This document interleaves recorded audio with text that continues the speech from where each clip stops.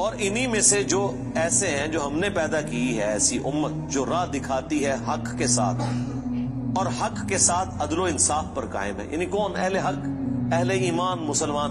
جہاں کوئی اللہ کے ساتھ شرک کر رہے ہیں نا، تو اللہ نے اپنے وہ بندے بھی پیدا کیے ہیں کہ جو توحید بھی اسی طرح بیان کر رہے ہیں. بلکہ میرا تو یار یہ دعویٰ ہے، شرک اتنا شد و مت کے ساتھ لوگوں نے نہیں کیا جتنا لوگوں نے توحید شد و مت سے بیان کی ہے. تو اللہ تعالیٰ ایسے بندوں پر فخر کرتا ہے جو اس کی توحید کو بلند کرتے ہیں. سبحان ربک رب العزت عما یصفون. دیکھیں نا سورہ الصافات میں اللہ نے ایک ایک نبی کا ذکر کیا ہے. یار اللہ کو جو بندے پسند ہیں نا وہ اس کے پیغمبر ہیں. حقیقت بات ہے. اس لیے میں اکثر کہتا ہوں کہ اگر اس کائنات کی سب سے بڑی کوئی دعا ہے نا تو یہ ہے کہ یا اللہ پیغمبر بنا دے. لیکن یہ دعا حرام ہے، کیونکہ پیغمبر کا عہدہ وہبی ہے، کسبی نہیں ہے. وہبی ہے یعنی گاڈ گفٹڈ، کسبی یعنی ایفرٹ پٹ کر کے نہیں آپ حاصل کر سکتے. اگر اس کائنات کی کوئی سب سے بڑی دعا ہے نا تو یہی ہے کہ اللہ پیغمبر بنا دے،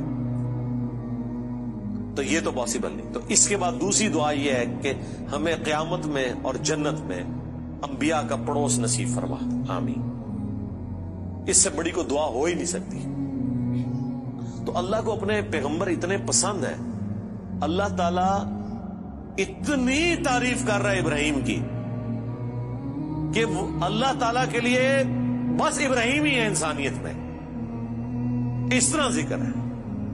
اللہ تعالیٰ کیا فرماتا ہے؟ ابراہیم جس نے ہم سے وفا کی. سورہ النجم میں. سورۃ البقرہ میں اللہ تعالیٰ فرماتا ہے جب جب آزمایا ابراہیم کو اس کے رب نے تب تب وہ کامیاب ہوا. پھر سورہ الصافات میں تو بڑی قربانی کا ذکر ہے کہ بیٹے کی قربانی مانگ. پھر اللہ نے کہا کہ سلام علی ابراہیم، سلامتی ہو ابراہیم کے اوپر. یوں ہی ہم جزا دیا کرتے ہیں اپنے نیکوکار بندوں کو. ہم نے اس کی قربانی کو انسانیت میں ہمیشہ کے لیے زندہ کر دیا. آج امت محمدیہ ہے لیکن قربانی کو کہتی ہے سنت ابراہیمی، حج کو کہتی ہے سنت ابراہیمی، اسلام کو کہتی ہے دین ابراہیمی. ملت ابیکم ابراہیم هو سماکم المسلمین من قبل وفی ھذا. یار چھوڑ دے سب سے بڑی بات رسول اللہ. قل اننی ہدانی ربی الی صراط مستقیم. اے نبی تم فرماؤ مجھے تو میرے رب نے سیدھا راستہ دکھا دیا. دینا قیما ملت ابراہیم حنیفا، دین جو کہ قائم ہے ابراہیم کی ملت پہ جو سب سے ٹوٹ کر ایک اللہ کے ہو گئے تھے. وما کان من المشرکین، وہ مشرک نہیں تھے. پھر سورہ نحل میں اللہ نے فرمایا ابراہیم اکیلے پوری امت ہے، اکیلا پوری امت. یعنی کوانٹٹی کوئی اللہ کے نزدیک اہم نہیں، کوالٹی. بندہ کہتا ہے کہ پتہ نہیں ابراہیم نے کتنے 90 لاکھ کلمہ پڑھایا ہوئے گا.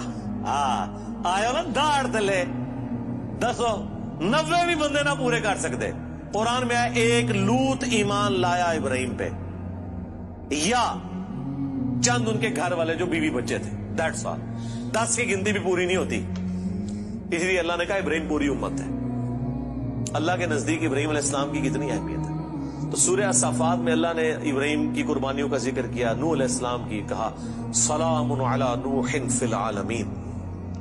ٹھیک ہے. موسیٰ اور ہارون کا ذکر کیا، سلام علی موسیٰ و ہارون. اور پھر اللہ تعالیٰ نے اینڈ پہ جا کے کنکلوڈ کیا سورہ الصافات میں تمام انبیاء پہ الگ الگ ذکر کر کے ان پہ سلامتیاں بھیج کے اینڈ پہ اللہ نے کہا سبحان ربک رب العزت عما یصفون. تیرا رب پاک ہے ہر اس شرک کی برائی سے جو لوگ اس کی طرف منسوب کرتے ہیں. کسی کو یہ ٹینشن نہ ہو جائے کہ اگر اللہ کے ساتھ کوئی شرک کرتا ہے یا اللہ کے لیے برے نام رکھتا ہے یا مخلوقات میں سے کسی کو اللہ کے برابر ٹھہراتا ہے تو اللہ کو کوئی ٹینشن ہو گئی ہے. نو، سبحان ربک رب العزہ، بے شک تیرا رب جو عزت والا ہے، پاک ہے، بلند ہے اس شرک سے جو لوگ اس کی طرف منسوب کرتے ہیں. وَسَلَامٌ عَلَى الْمُرْسَلِينَ. اس کے اندر پتہ کیا درد ہے؟